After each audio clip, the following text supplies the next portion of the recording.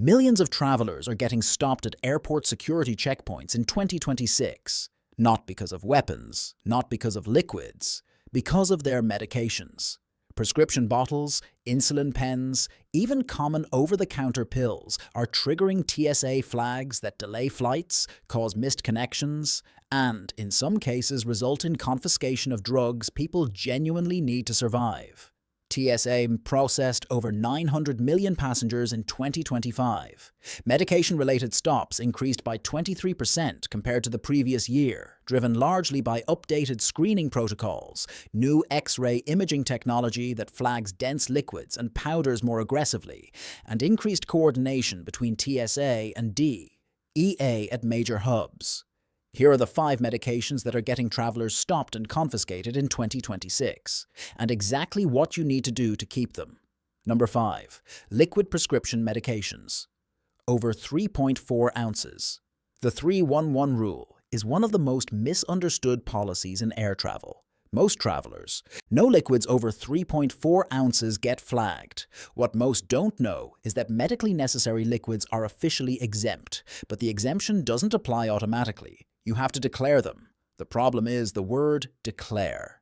TSA requires you to separate liquid medications from your bag before screening and verbally inform the officer that you're carrying medically necessary liquids. If you leave a 6-ounce bottle of prescription cough syrup or a liquid antibiotic inside your carry-on without declaring it, the machine flags it. The officer pulls your bag, and now you're in a secondary screening lane watching your gate time disappear.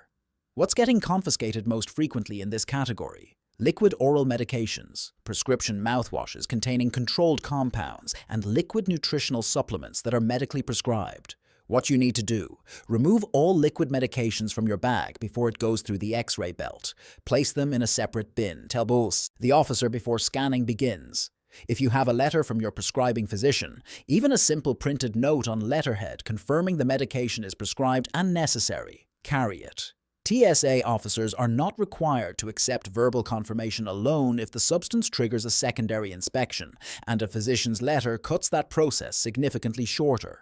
Also, carry the original pharmacy-labeled bottle whenever possible. A pharmacy label with your name, prescriber name, and drug name is your fastest path through a checkpoint dispute. Number 4.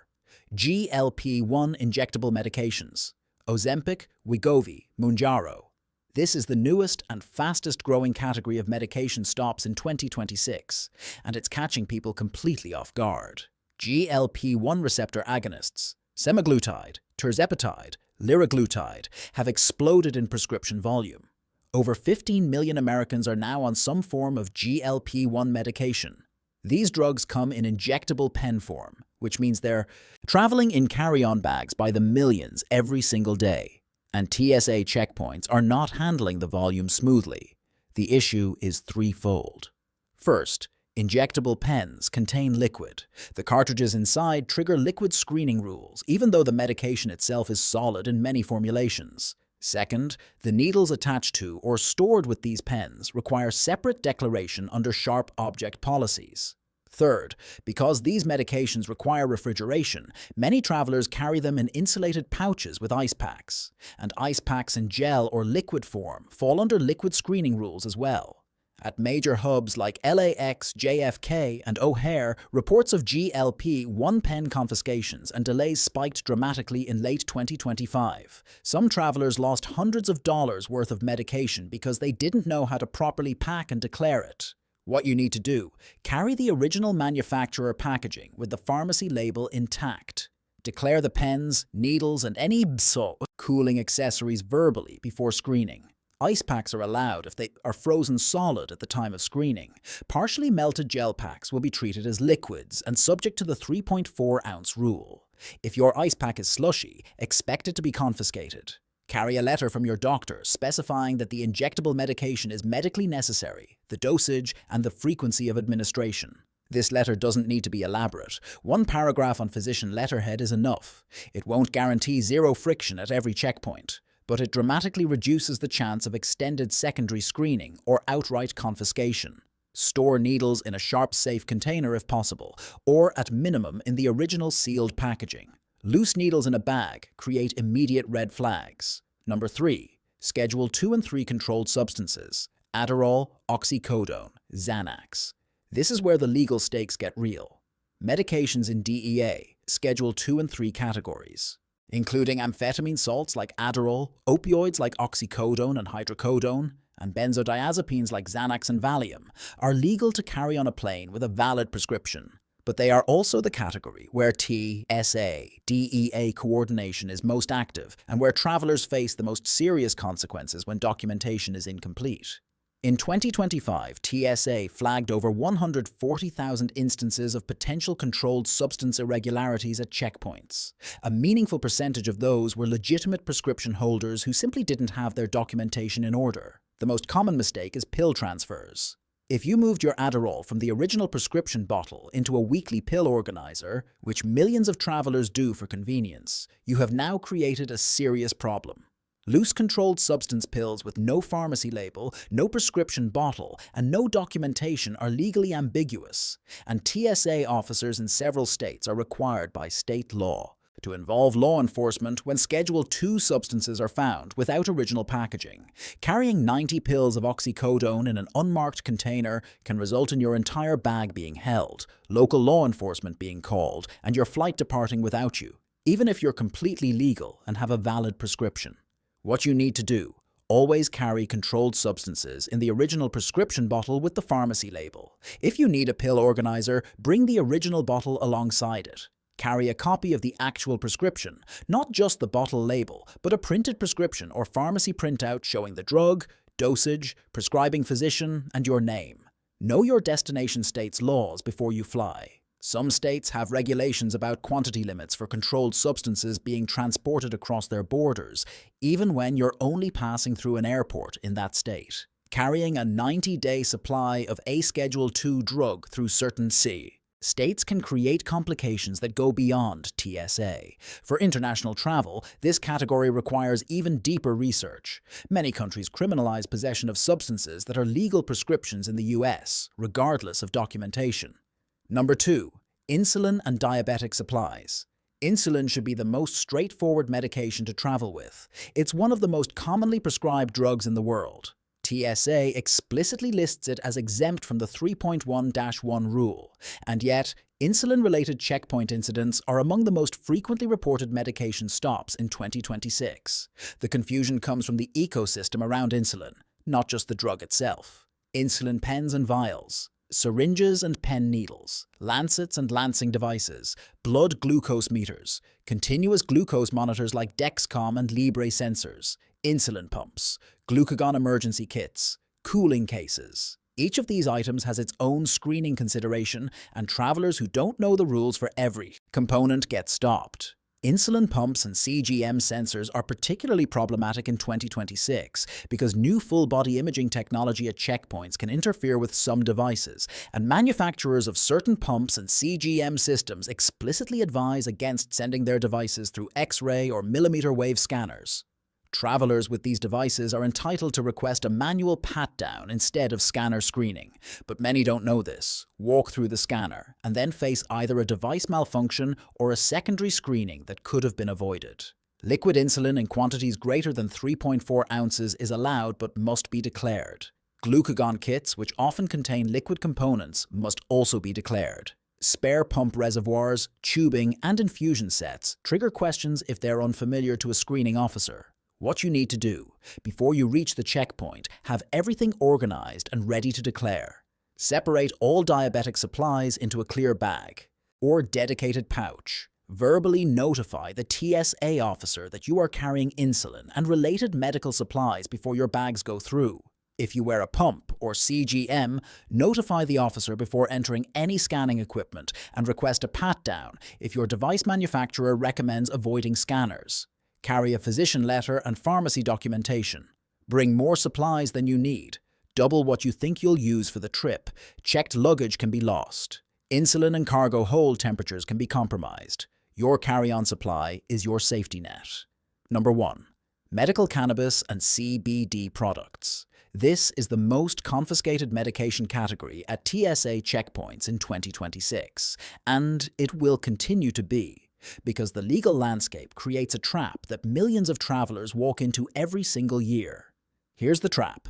Medical cannabis is legal in 38 states. CBD products derived from hemp are federally legal under the 2018 Farm Bill as long as they contain less than 0.3% THC. Millions of Americans use these products for legitimate medical purposes: chronic pain, epilepsy, anxiety, sleep disorders, PTSD. They have state-issued medical cannabis cards. They have pharmacy receipts. They have physician recommendations. And they still get stopped. Why? Because TSA operates under federal law, not state law. Under federal law, cannabis remains a Schedule I controlled substance regardless of your state's medical program, regardless of your card, and regardless of your condition. TSA officers who discover cannabis, flower, edibles, tinctures, vape cartridges, or any THC-containing product are required by protocol to refer the matter to law enforcement. What happens after that depends on the state, the airport, and the officer, but the options range from confiscation to arrest. CBD is legal federally, but creates its own checkpoint problems. Products that claim to contain less than 0.3% THC are not all accurately labeled. Independent testing found THC levels exceeding the legal threshold in a significant percentage of commercial CBD products. If a canine unit or chemical test finds THC in your CBD oil, the "it's legal" hemp defense becomes complicated very quickly. In 2025, TSA checkpoint referrals involving cannabis or CBD products exceeded 6,500 documented incidents at major U.S. airports. And that number doesn't capture smaller regional airports or cases that were resolved informally. What you need to do: if you use medical cannabis, do not bring it on a flight. There is no documentation, card, or physician letter that provides legal protection in a federal checkpoint environment. If you're traveling to a state where cannabis is legal, purchase it at your destination. If you use cannabis for a condition that requires continuous management, speak with your physician about federally legal alternatives before your travel dates. For CBD products, if you choose to travel with them, carry only products from reputable manufacturers with third-party lab testing documentation confirming THC content at or below 0.3%. Carry that documentation with you. Even then, understand that you are accepting some risk of secondary screening and potential confiscation if an officer chooses to refer the matter. CBD-based prescription medications that are FDA approved, specifically Epidiolex, which treats severe epilepsy, are in a different category entirely. Epidiolex is a Schedule V controlled substance with a valid federal prescription pathway. Carry the original packaging, prescription documentation, and a physician letter, and your legal standing at a checkpoint is substantially stronger. The documentation stack that solves most problems. Regardless of which medication you're carrying, one preparation strategy prevents the majority of checkpoint issues. Build what travel medicine specialists are calling a documentation stack, a simple, organized set of materials you carry every time you fly. It includes your original pharmacy-labeled prescription bottles, a copy of the actual prescription, a one-page physician letter on letterhead identifying each medication, its medical necessity, and your name. For injectables, a note specifically addressing needles and delivery devices. For controlled substances, the prescriber's DEA registration number included on documentation doesn't hurt. This stack doesn't need to be elaborate. It doesn't need to be notarized. It needs to be organized, legible, and present. TSA officers are making quick decisions in high-traffic environments. The easier you make it for them to verify your medication is legitimate, the faster you get to your gate. Also enroll in TSA PreCheck or Clear, if you haven't already. PreCheck lanes process medication declarations more efficiently, and the officers working those lanes handle experienced, prepared travelers who know the protocol. It won't exempt you from medication rules, but it reduces the friction of working through them. TSA isn't trying to take your medication. In the overwhelming majority of cases, checkpoint medication stops are the result of unprepared travelers meeting policies they didn't know existed. The rules are documented, they are manageable, and they protect travelers who take 5 minutes to understand them before they get to the airport. The medications on this list liquid prescriptions, GLP-1 injectables, controlled substances, insulin supplies, and cannabis products account for the vast majority of 2026 checkpoint incidents. Every single category has a clear, documented path to getting through security without losing your medication or missing your flight.